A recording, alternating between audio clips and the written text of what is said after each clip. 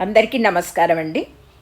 మనం ఇప్పుడు వీధి కుక్కలను అంటే స్ట్రీట్ డాగ్స్ని పబ్లిక్ ఇన్స్టిట్యూషన్స్ నుండి తీసివేయమని కోర్టు డైరెక్షన్స్ ఇచ్చింది అని వింటున్నాము. మన భారతదేశం హిందూ ధర్మాన్ని నమ్ముతుంది. హిందూ ధర్మంలో మన వేదాలు పురాణాలు ప్రతి జీవిలోనూ ఆత్మ ఉంటుందని, ఆత్మ మనం నమ్మే మన పుట్టుకకి కారణమైన భగవంతుడి అంశయని ఘోషిస్తాయి. ఆ ఆత్మ అనగా భగవంతుని అంశంగా మనం కూడా మారాలని అహం బ్రహ్మోస్మి అని వేదవాక్యం చెబుతుంది. ప్రతి గురువు తన చెంత ఒక జంతువుని ఉంచడము, దానికి ఆహారం ఇవ్వడం చూస్తూ ఉంటాము.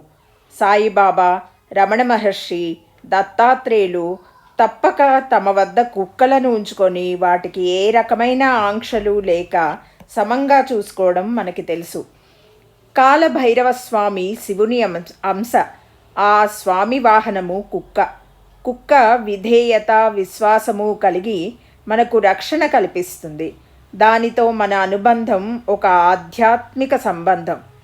మన వీధిలో ఉన్న కుక్క మనం గాఢ నిద్రలో ఉన్నప్పుడు మన వీధిని నిస్వార్థంగా కాపలా కాస్తుంది. మనం ఆహారం ఇచ్చినా ఇవ్వకపోయినా ఇది మన అందరికీ అనుభవమే. మనకు తెలియదు కానీ కుక్క దుష్టశక్తులను మన జోలికి రాకుండా చేస్తుంది.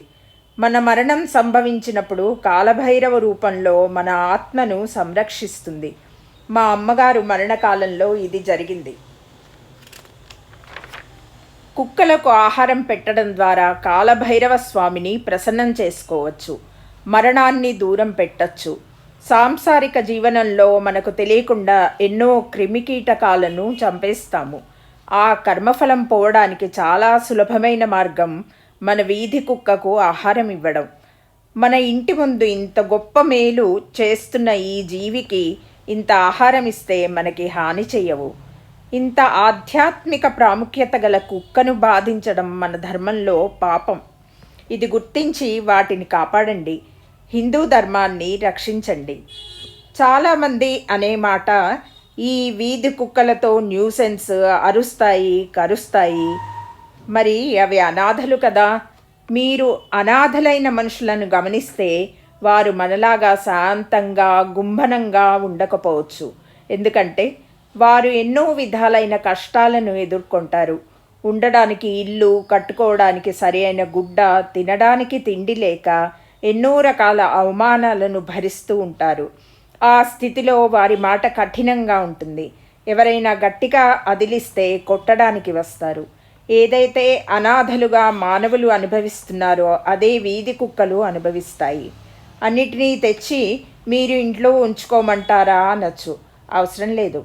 కొంత మానవత్వం చూపించండి. గుప్పెడు అన్నం ఇవ్వండి. చాలా ఎన్జిఓస్ ఉన్నాయి. వారికి ఒక ఫోన్ కాల్ చేసి మరీ హీనంగా ఉన్న జీవి పరిస్థితిని వివరించండి. ఎంతో పుణ్యం చేసిన వారం అవుతాము. జై కాలభైరవ.